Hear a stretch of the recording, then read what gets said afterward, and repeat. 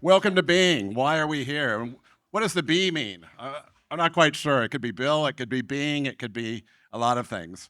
When we thought about this event, it was an interesting thing. We often talk about wellness and COVID, okay? After COVID, the after COVID lifestyle.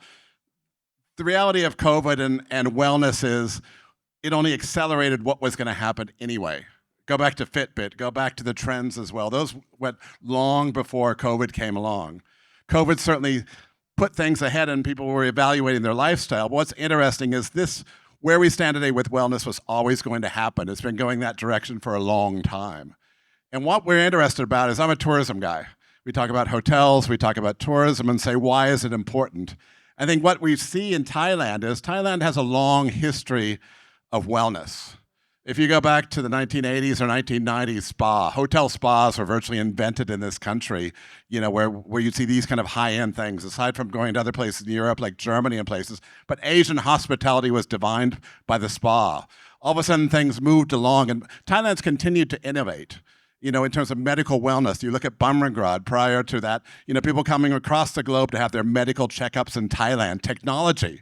If you go to Bumrungrad, when you look at how people move from station to station to station, that technology didn't exist in many Western countries. They moved that technology. Thailand was an innovator as well. Later on, when we looked at aesthetic, we looked at stem cells also.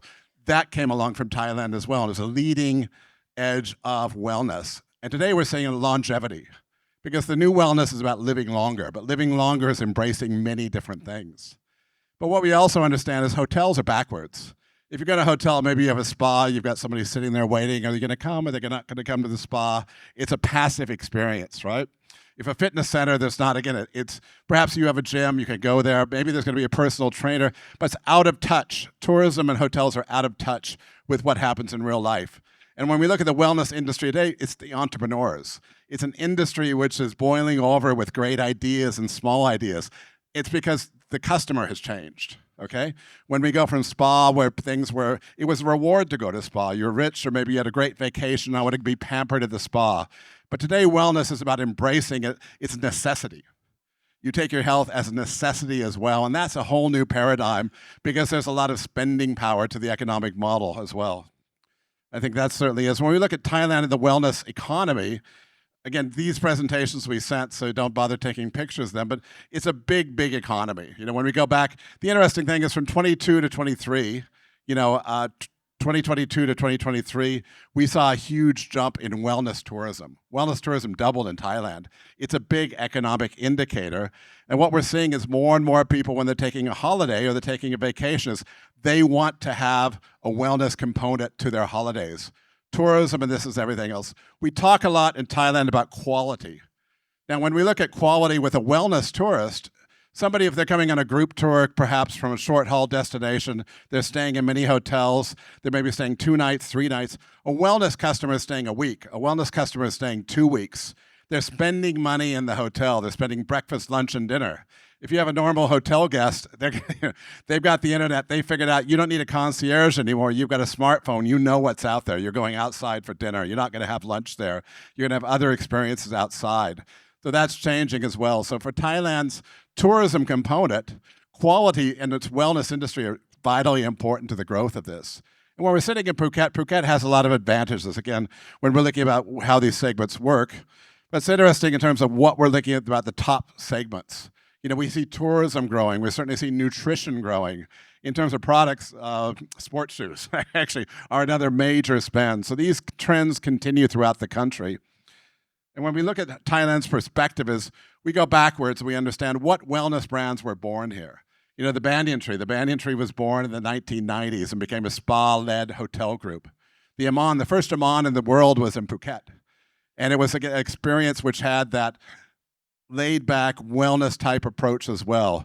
In terms of other brands who are active here, Kamalaya and Shivasam. Kamalaya and Shivasam, over 30 years old.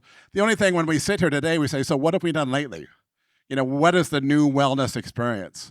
I think the challenge for hotels is, I understand going to Kamalaya and going to Shivasam and being embraced and staying there a week and getting away from things. But what about the new hotels? We say, how do we have wellness to our customer on an everyday basis?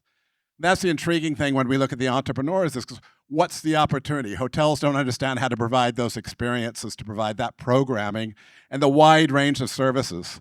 When we started to do this event, we found all different things, from singing bowls to meditation to handpan to different things. There's so much in this space. It's an exciting space right now because entrepreneurs, small startups, can go far in this. And that's what customers want. They want these individual customized journeys. And that's the opportunity we're finding. But what we found with this event was, how do we have people who have a wellness business and join together? I know a guy who knows a guy who knows a guy. Famous thing from Better Call Saul. But it's a way to, how do you connect your business within this industry and joining people? So we thought to do a B2B event. And again, together with Quo, which Paul leading us, and Sumi as well, we thought this was a great, inspiring space to providing. And today, when you go back, I think you're going to get a little card, which is a Being Kind card, right? And being kind is something about this industry which is important because you pay it forward. When we do these events and everything else, we do them free because we want to inspire. We want to show the best of Phuket. We want to show the best of Thailand. And we think we have a very good industry in wellness here, but we can be a lot better. So we're joining and trying to find for hotels, for tourism, how can these other players be involved as well and have better connections? How can they find a way to embrace travelers and provide the best?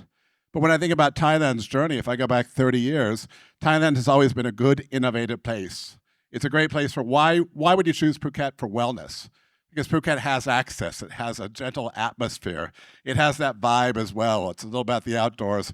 We know Phuket's also built, it's become an urban place as well, but it's a great place to host wellness as well because wellness is a huge space.